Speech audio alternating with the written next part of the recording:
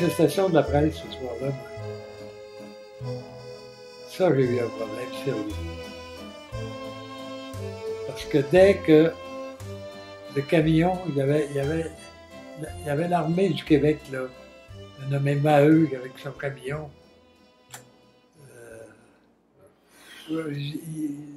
Ça frisait la FLQ sur ma bête, etc. Et puis, à un moment donné, il a foncé dans la foule. Et là, la police est rentrée dedans. Puis a rasé tout ce qu'elle pouvait raser. Les robineux. C'était tout près de la place Vigier, là.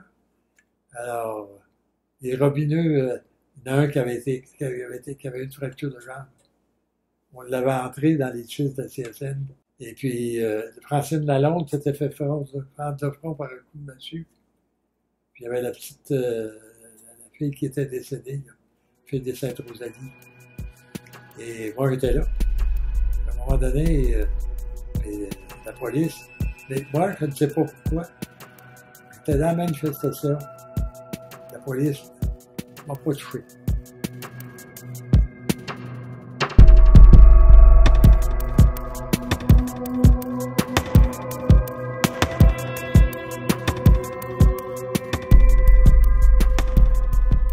Je suis entré à l'intérieur. Là, la police était vraiment déchaînée. Elle était rendue sur la galerie, sur le perron de l'édifice de la CSN, de Camilla Saint-Denis. Puis là, la police voulait rentrer à l'intérieur. Et moi, je voulais, à sauve-conduit, pour envoyer quelqu'un qui avait une facture ouverte, je voulais avoir un sauve-conduit pour l'envoyer à l'hôpital. J'avais rien à faire. La police était déchaînée. Et avec quelques militants, là, Sirlési était là, quelques gars de la panne, plutôt, j'avais décidé que la police partirait. Oui.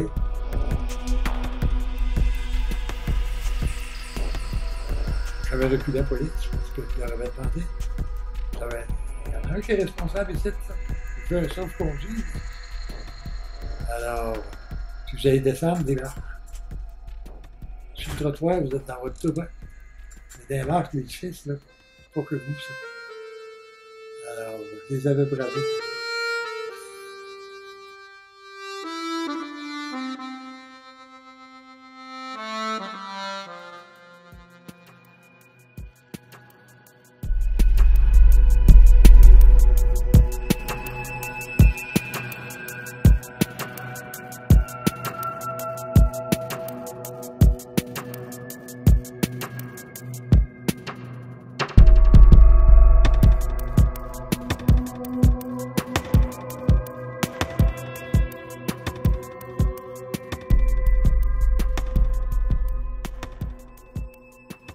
L'affaire La Palme.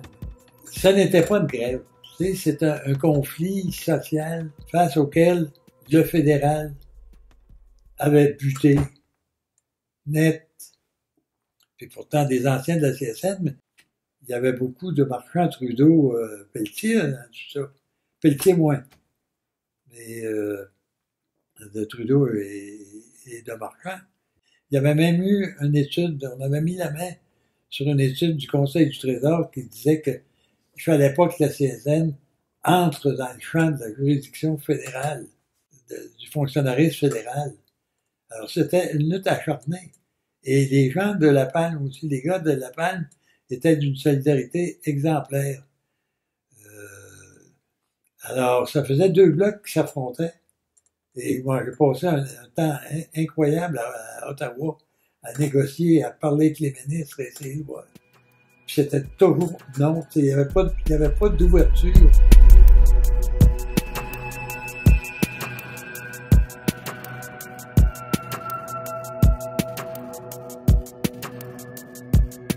Dans l'affaire du FLQ, l'affaire La Palme dure encore. Alors, et les FLQ avaient, dans leur manifeste, mis une des conditions, une de leurs demandes de règlement de l'affaire La Palme. Alors, et ça, Terletti, qui était le président, était d'accord avec moi. On ne voulait pas être mêlé à cette situation-là. On avait même fait conférence de presse demander au FLQ de retirer son demande parce que ça nous mettait dans l'aile terroriste. Alors, ça a été un problème. Puis les gars de la Palme, quand ils disaient que c'était une solidarité exemplaire, là, je vais donner une précision, ils avaient occupé l'édifice de la CSN. Ils avaient mis dehors de la CSN, la direction. On était dans une chambre d'hôtel, puis on essayait de voir comment on récupérait nos locaux. Alors, ah oui, et moi j'étais entré à la CSN là, pour les rencontrer, et ils m'avaient fait une fouille. C'est un conflit, je ne dirais pas qui a été perdu, mais qui n'a pas été gagné. Parce que ça s'est éteint avec le temps, même après que je sois parti de la CSN.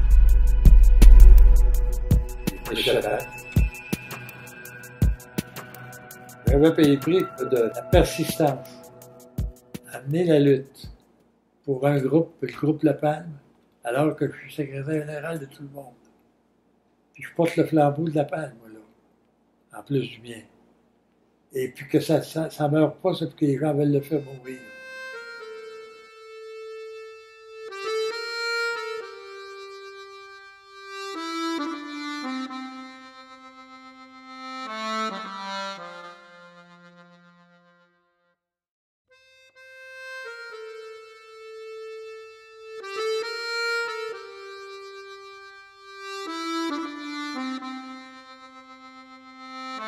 J'ai une interprétation, mais c'est la mienne.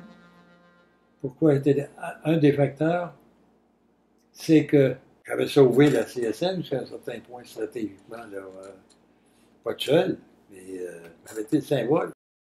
Comme le clan 3D était parti, il n'y avait plus besoin de 2P. Mais je l'ai fait. J'avais payé le prix. Puis je l'avais payé vis-à-vis des permanents aussi. On était en négociation avec le syndicat des permanents. Et ils menaçaient de faire la grève. Puis une menace sérieuse. C'est Jean Thibault qui négociait pour la CSN. Il était le porte-parole. On convient, au niveau de la direction, que je dois me mêler du conflit directement pour aller à la table. Et moi, je vais leur dire à la table de négociation, aux permanents, si vous voulez faire la grève, moi, je vous dis qu'est-ce qu'on va faire à la CSN. On ferme la porte. Pas un lockout. On dit aux membres de ne pas payer de cotisation pendant la grève. Parce que nous autres, on est une organisation de service pour les travailleurs. Si on n'est pas capable de leur donner le service, si vous n'êtes pas capable comme permanent de leur donner, on ne fait pas payer. C'est là que ça s'est bien négocié pour vrai. Et également, je n'avais pas fait de campagne. Je n'ai jamais fait de campagne. Non, je vous dis, mon engagement comme militant syndical, ça n'a jamais été ça, moi. C'est le hasard qui a fait que les postes, que mon changement de poste s'est succédé comme ça. Alors, parce que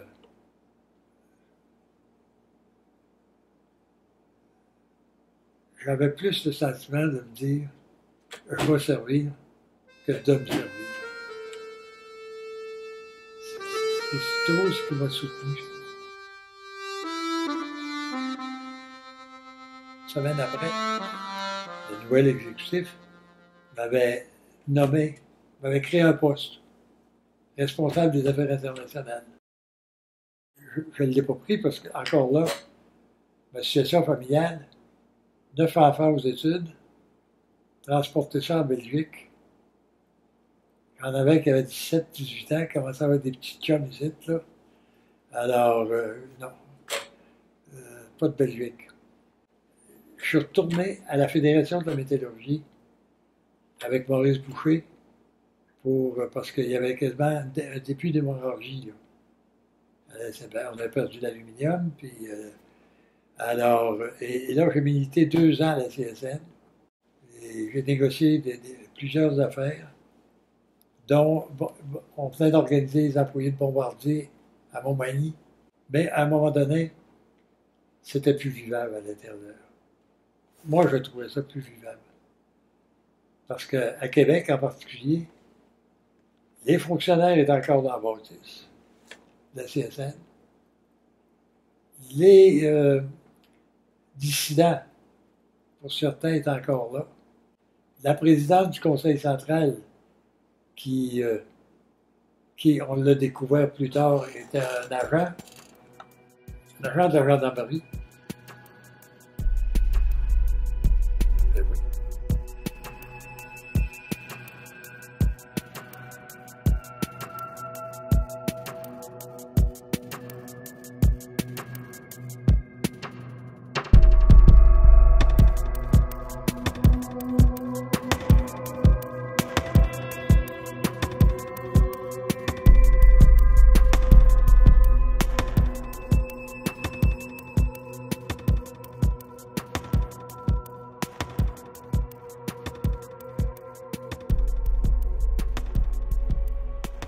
Alors, puis j'avais tout ce monde-là qui continuait à me dénigrer. Alors là, j'avais pas décidé de partir, mais le ministère de l'Éducation communique avec moi.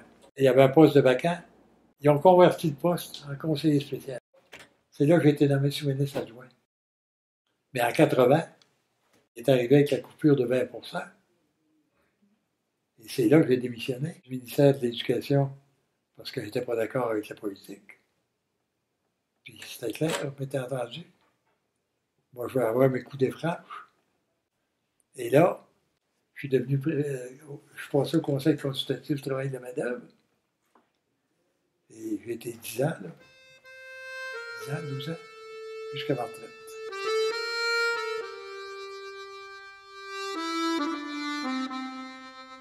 Les relations de travail, c'est conflictuel, mais c'est pas permanent conflit. Les gars qui vont travailler dans l'entreprise sont salariés. Ils vont pas là pour se chicaner avec leur patron. Ils vont là pour gagner leur vie. Alors, ça peut pas, les relations peuvent pas être consensuelles non plus pour dire ce que le patron dit. C'est bon.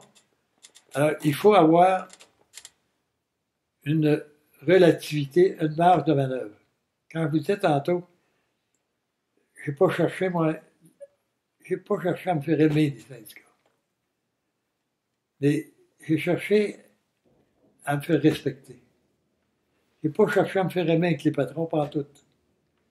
Mais le respect. Le respect de la parole donnée. Le respect de l'honneur. Puis clair, là. Et c'est avec ça qu'on se bâtit une crédibilité. Peut-être Picard avait. Gérard Picard. C'était dans les temps plus vieux que moi, c'était quand même bon. Mais Picard avait le respect. Parce que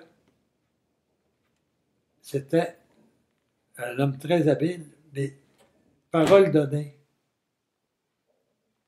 C'est ça. Puis parole donnée avec tout le monde. Ah ouais, moi, ça, c'était un de mes maîtres de négociation. Ça.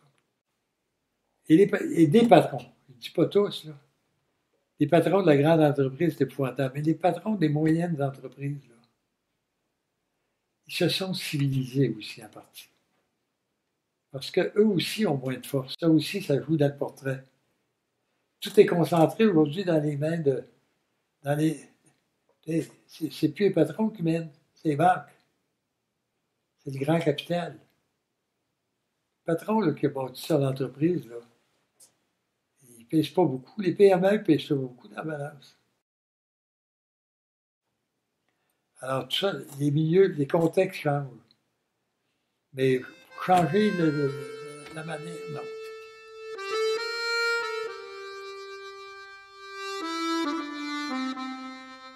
Je trouve que le mouvement syndical aujourd'hui, il est devenu beaucoup plus une institution qu'un mouvement. L'organisation syndicale en général. Et c'est pour ça d'ailleurs que le recrutement est si dur. C'est pour ça que la pénétration est si dure. Parce que la pénétration, aujourd'hui, on l'a fait par une condition qui a été faite au mouvement ouvrier. C'est qu'ils leur ont donné la formule reine.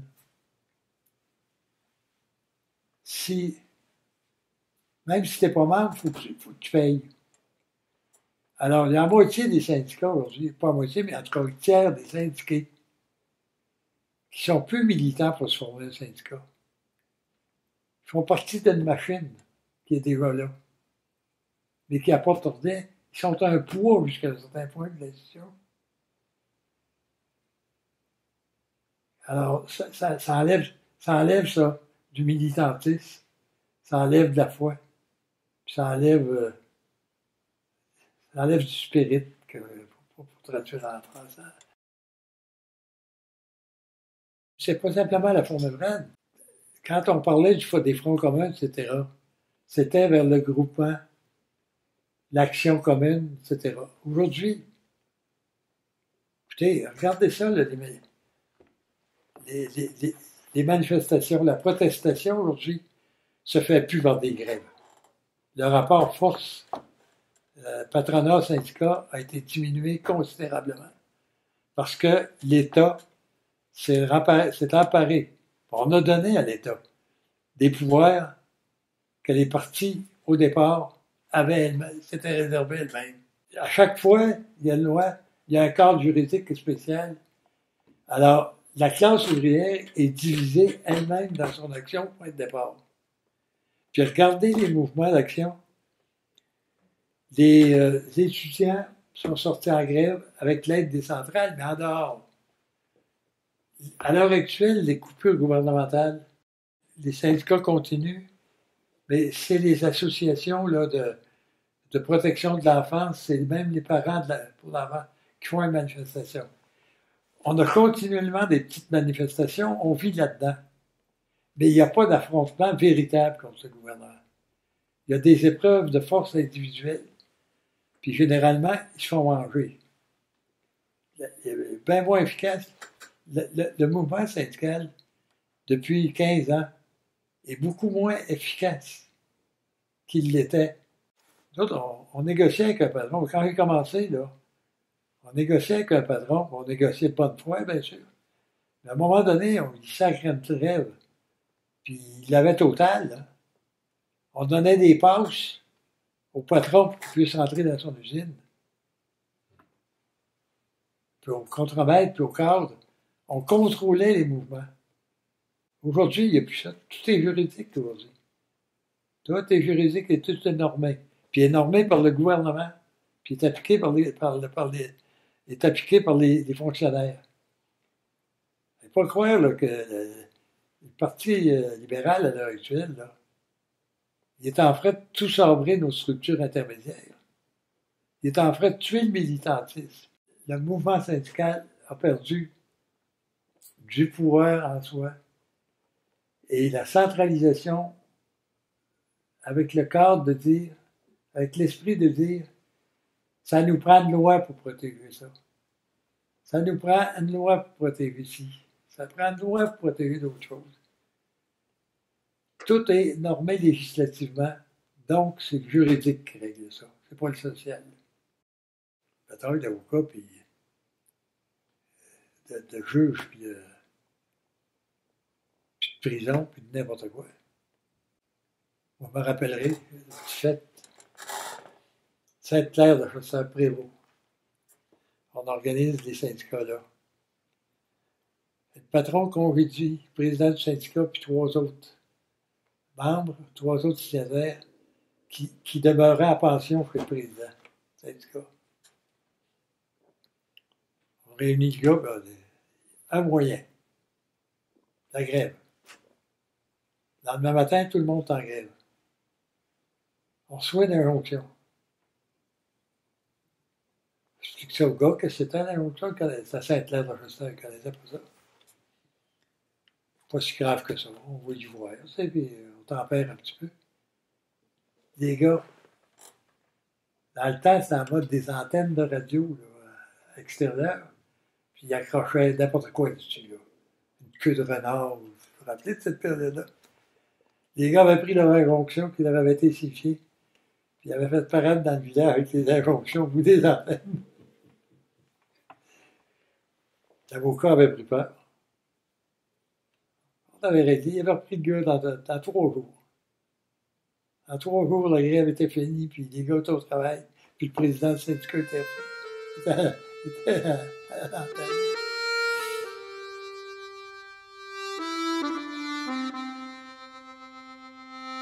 Un militant, c'est quelqu'un qui travaille pour des idées et pour un mouvement. Les mouvements d'Action catholique, les mouvements politiques. C'est un gars qui a d'abord une croix, donc une croix, une foi. Ça, c'est un militant. Un professionnel ou un salarié, c'est quelqu'un qui pense à sa carrière, à son avenir, au salaire. À la CSN, il y en a eu 2 bandes. Puis pas rien que, je ne fais pas la distinction entre des militants, là, les sacrifiés, les donnés, puis les salariés. C'est pas la distinction. Parce qu'on a eu des militants salariés qui ont fait carrière à la CSN, qui ont été des as extraordinaires dans tous les secteurs. Mais c'est ça la différence. C'est entre le mouvement et l'institution. Un militant, c'est un gars qui va avoir le cœur du mouvement. Donc, de quelque chose qui part puis qui va aller là. Un permanent, ça peut être aussi un militant, mais un permanent, c'est d'abord un gars qui s'est trouvé une job à son goût, puis embarque là-dedans. Les militants font généralement carrière dans le mouvement. Les permanents font un passage. Un militant syndical, puis je ne devrais pas dire ça, mais un militant syndical qui devient directeur de personnel dans une entreprise.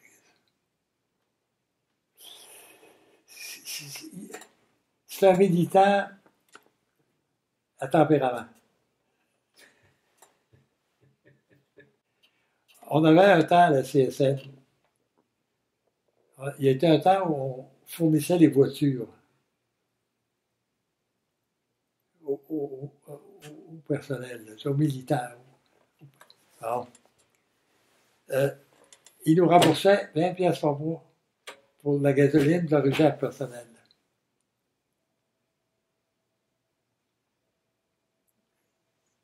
À un moment donné, il y en a un dans la gang. Il regarde la convention à base, là, puis il dit, je prends les vacances à Victoria cette année. Je traverse le Canada. Il se roule une roulotte. Il attache ça dans l'île d'un Pontiac 6, c'est ça qu'on avait. Puis il part à 20 pièces par mois, payer son voyage en Californie. C'est pas un militant. Peut-être un gars compétent, mais c'est pas un militant.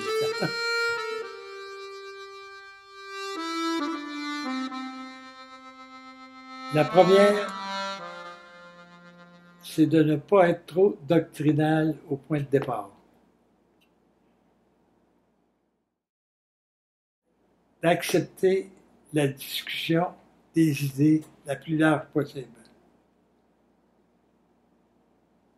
Quand il a fait un choix de respecter jusqu'à son terme.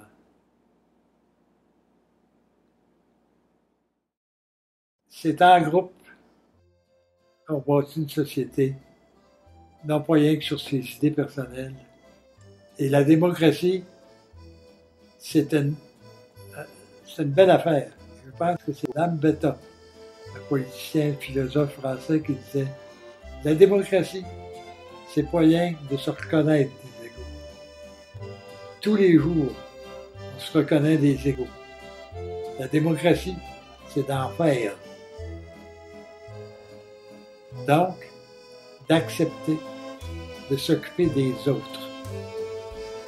Et c'est comme ça qu'on trouve son bien à soi. C'est travailler pour demain. Pour avoir meilleur aujourd'hui, mais pour demain. Parce que demain, quand on n'est plus là, il y en a d'autres qui suivent.